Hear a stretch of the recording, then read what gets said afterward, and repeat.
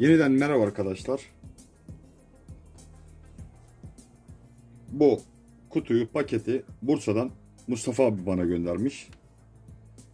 Ben vaktim yok, zamanım yok dedim ama işte bazen böyle kıramadığımız durumlar olabiliyor.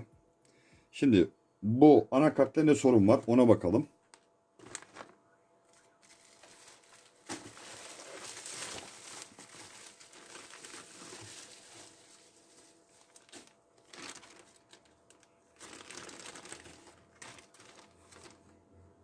Anakart bu şekilde geldi. Gördüğüm kadarıyla siz de fark edeceksinizdir. Anakartın pinleri yamuk, kırık, kopuk.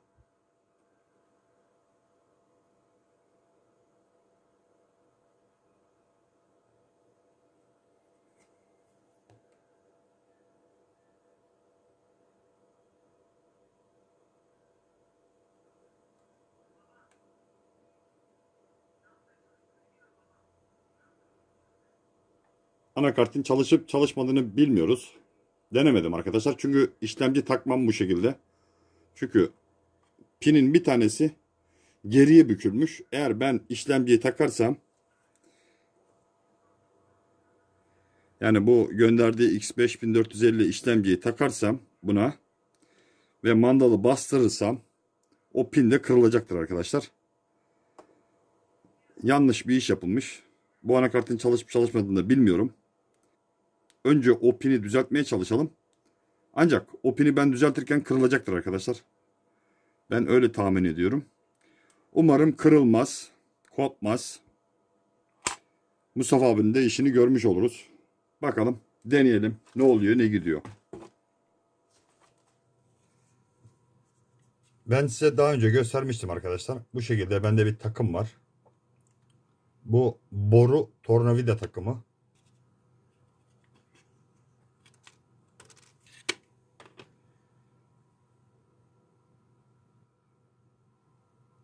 Bunun yerine 0.5 kurşun kalem ucu da kullanılabilir.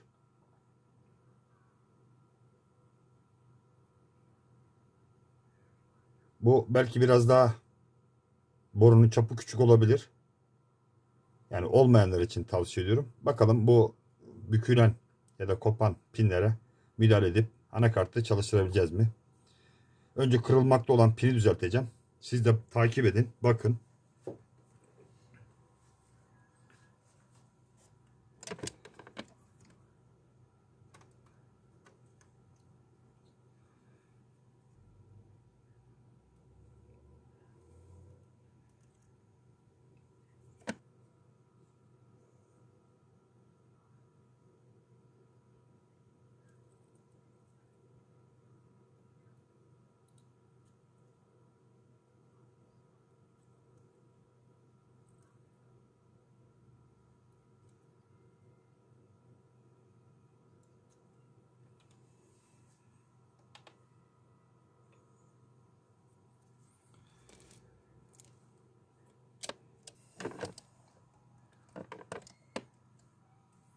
Şimdilik kırılmadı ama daha düzeltmem gereken açı var.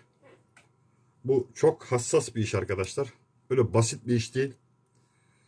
Düşünebiliyor musunuz? Bu soket için bunun tamirini yapan yok. Yani bu şekilde ben gibi uğraşan yok.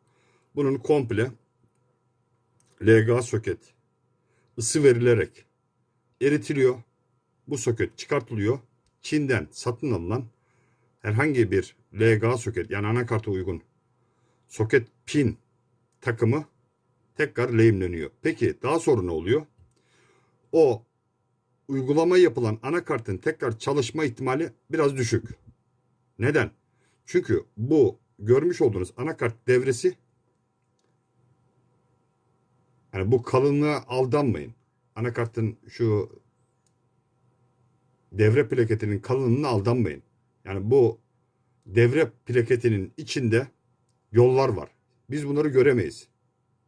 Çok ince kılcal yollar var. Peki buradan ısı uyguladığınızda siz o kılcal yolları birbirine karıştırırsınız. Yani birbirine kısa devre verirsiniz. Bu yani iyi bir yöntem değil. Bu anakartlar fabrikasyon olarak bu LGA soket montajı yapılıyor.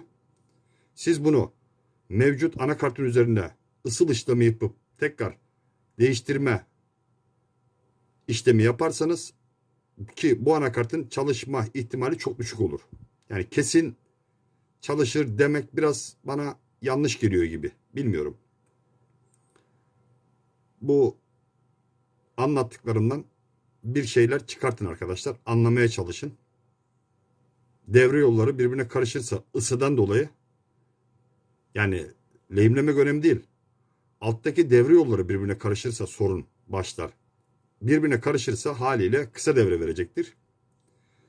Anakart çevresinde olan MOSFET'leri yakacaktır ya da başka üniteleri yakacaktır. Bundan dolayı.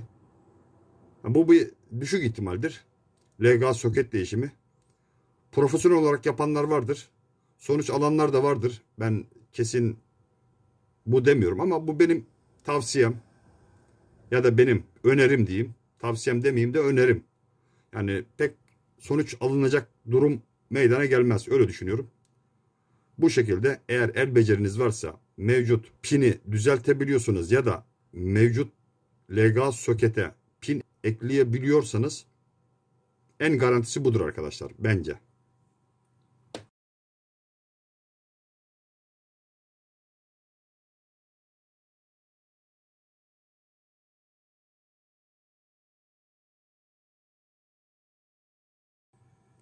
Şimdi size işin mantığını biraz daha anlayın diye göstereceğim. Daha iyi anlayın diye arkadaşlar. Şimdi bu gördüğünüz elimdeki ni bir pin olarak görün. İşlemci pin soket olarak görün. Buradaki pin de bu şekilde eğilmiş. Yani bu şekilde eğilmiş arkadaşlar. Yamulmuş. Normal şartlarda bunun düzeni ben ne yapıyorum? Şimdi dikkatli bakın. Şimdi göremediniz siz. O yüzden anlatmaya çalışacağım. Bu pinin şimdi ben ne yapıyorum? Bakın arkadaşlar. Şu deliğe bunu takıyorum. Girdi mi? Girdi. Bunu bu şekilde düzeltmeye çalışıyorum. Bu şekilde düzeltmeye çalışıyorum. Yani size ne yaptığımı göstermek için çünkü bunu gösterebilmem için mikro kamera gerekecek ki bende de yok. Varsayalım bu pin bu şekilde düzelttim. Yalnız bu pin bu tarafa dönüktü. Bu pin bu tarafa dönüktü. Ben bunu düzelttim. Haliyle buradan kırılma ihtimali her zaman olacaktır arkadaşlar. Bu çok önemli çünkü buradaki pinler sarı pirinç dediğimiz malzemedendir. Altın kaplamadır. Yani fazla eğip bükmeye gelmez. Kırılır arkadaşlar. O yüzden çok hassas bir iştir. Bunu da göstereyim dedim. Burada ne yaptığımı siz daha iyi anlayın diye. Tabii bunun için iyi de göz lazım. Onu da söyleyeyim. Şimdi bu anakartı bu şekilde bir test edebiliriz.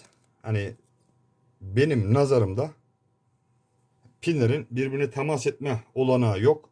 Az önce vardı. İki pin birbirine değiyordu. Bu şekilde birbirine temas ediyordu. Yani üstüne binmişti şu şekilde. Mesela bu diğer pin de üzerine binmişti bu şekilde. Birbirine temas ettiği için anakart açmayacaktır. Ya da işlemciye ya da anakarta zarar verebilir. O yüzden ben iki pini ayırdım. İkisini de aynı hizaya getirdim. Kırılmadı Allah'tan ama bakacağız. Bu şekilde çalışacak mı? Hep birlikte takip edelim. Son olarak bir şeyden bahsedeceğim. Şimdi böyle bu tür işlemleri bitirdiğimizde, bu tür tamir işlemlerini bitirdiğimizde LGA, pin, soket tamiri ya da herhangi bir müdahale ettiğimizde pin yuvasını mutlaka temizleyin arkadaşlar. Çünkü bizim göremediğimiz partiküller oluşabilir. İşlemciyi taktığınızda işlemci ile pin arasına girer, temassızlık yapar. Pinler doğru gözükse de anakart açmayabilir. Bunun için ne gerekli? Bize öncelikle böyle ucu küt yani kesilmiş, makasla kesilmiş böyle bir fırça lazım. Ucu küt. Ancak bu fırçanın uçları yumuşak olmalı. Fazla sert olmamalı. Şimdi ne yaptığıma dikkat edin arkadaşlar. Önce pinlerin dönüş istikametine gözümle kontrol ediyorum. Önce bu şekilde fırçayla geçiyorum. Pinlerin dönüş istikameti bozmadan.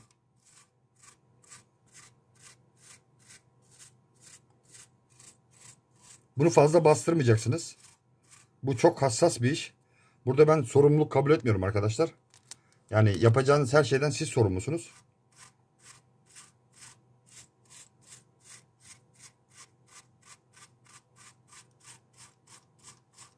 Şimdi eğer varsa toz biz aldık. Velev ki öyle oldu.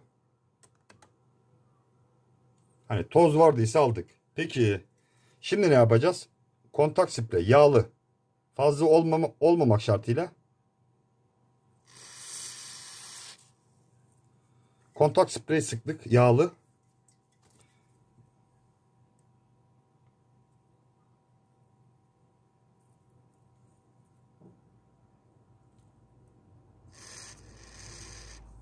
Fazla olmayacak. Yani cıvık cıvık olmayacak. Aynı işlemi bir daha yapıyorum. Neden yağlı kontak sprey sıktım ve fırçayı bu şekilde sürüyorum? Çünkü bu pinler üzerinde oksitlenme olabilir. Ya da temas etmeyecek film tabakası olabilir işlemciye.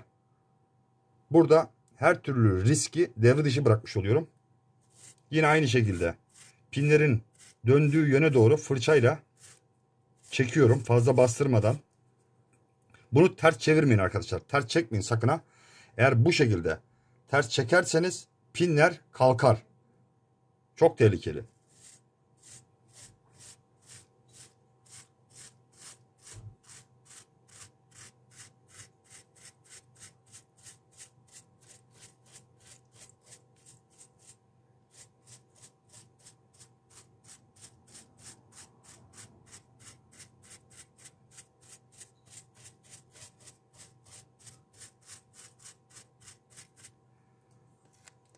Şimdi arkadaşlar biz bu işlemi yaptık. Bu kadar uğraştık. Sıkıntıya girdik. Terledik. Gözlerimizi yorduk. Ki çok hassas bir iş. Ya anakart açılmazsa? İşte asıl mevzu bu. Hani şunu diyorum arkadaşlar. Bu yapılan iş meşakkatli bir iş arkadaşlar. Zor bir iş. Gerçekten zor bir iş. Şimdi bu kadar uğraşırsınız. Emek verirsiniz. Ama anakartta başka sorun çıkar. Ya da bu pinden kaynaklı kısa devre anakart üzerindeki başka donanıma zarar vermiştir. Bu şekilde çalıştırılmıştır. Bilemeyiz. İşte o yüzden yaptığınız işin emeğinin hiçbir anlamı kalmıyor arkadaşlar. Bu da bir risktir. Bunu da belirteyim. Şimdi ben bağlantıları sağladım. Güç kaynağını da taktım. Bir tane de buzzer takacağım anakarta.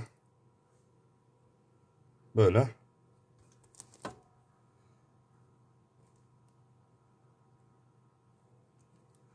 Buzzer yuvası buradaymış. Speaker yazıyor. Bunu da taktım. Şimdi burada takacağım işlemci quad core ya da 4 çekirdekli işlemci olmamalı. Genel anlamda 1066 ya da 800 FSB'lik herhangi bir Core 2 Duo ya da Dual Core işlemci takmanızı tavsiye ederim.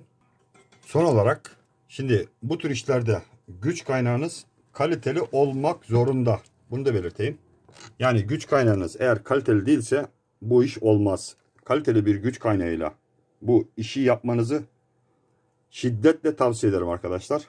Şimdi bağlantımızı yapalım. Bakalım. Önce şu RAM'leri de çıkartalım. Üzerinde gelen RAM'leri. Anakartın çalışıp çalışmadığını anlamak için üzerine hiçbir donanım olmamalı. Sadece işlemci olmalı. Bu şekilde buzzer'dan ses gelirse, yani RAM yok sesi gelirse, bip sesi, bu işlem tamamdır arkadaşlar. Şimdi bu şekilde deniyoruz arkadaşlar. İşlemcimizi taktık. Şimdi bu kadar uğraştık, bu kadar emek verdik arkadaşlar. Şimdi en son sonuç almaya geldik. İnşallah, umarım bu yaptığımız emekler boşa gitmez. Mustafa abi, senin de inşallah işin görülür. Bu anakartı göndermiştin bana. Bakalım bize cevap verecek mi? İlk defa start veriyorum arkadaşlar. Umarım buzzer'dan ses gelecek.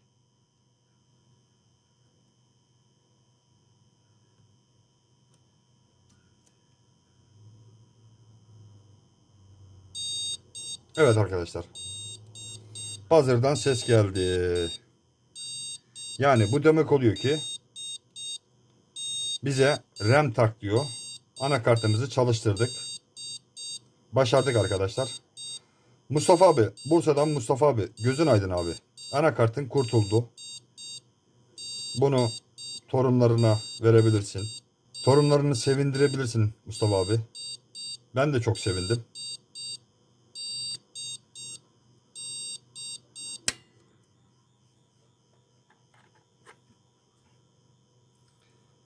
Bir de RAM'leri takalım. Bakalım RAM'leri taktığımızda çalışıyor mu?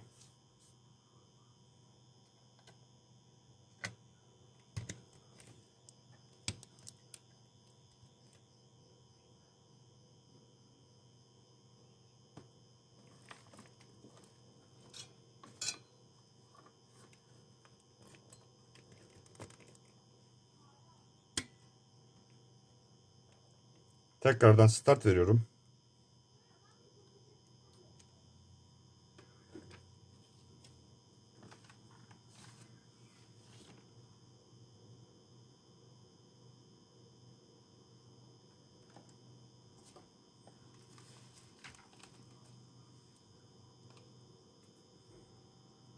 RAM'lerde sorun var herhalde. Önce tek slot RAM'i deniyorum. Bu bazen olur. Bunu bu şekilde yapın. Tek slota takın. Diğer slotu boş bırakın. Tekrar start veriyorum.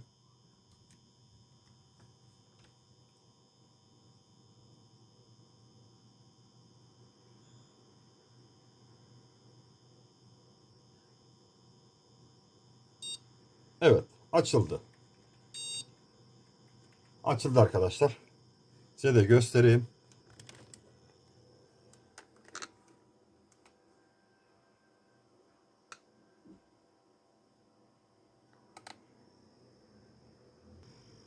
Şimdi kapatalım. Diğer RAM slotumuzu bir daha takalım. Dediğim gibi bu bazen oluyor böyle. Siz de eğer böyle bir sorunla karşılaşırsanız benim dediğim gibi yapın. Ya da bu RAM pin çıkışlarını okul silgisiyle temizleyin. Ya da peçeteyle temizleyin arkadaşlar. Buralarda kir olabiliyor. Temassızlık olabiliyor. Tekrar bir daha takalım. Şimdi tekrar bir daha start veriyorum.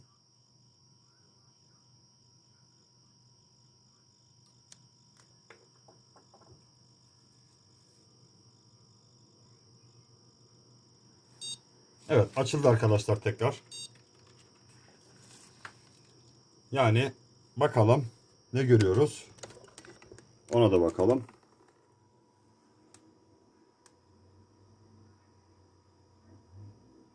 ...8 GB RAM'i gördü. Yani 2 adet RAM'imizi gördü arkadaşlar.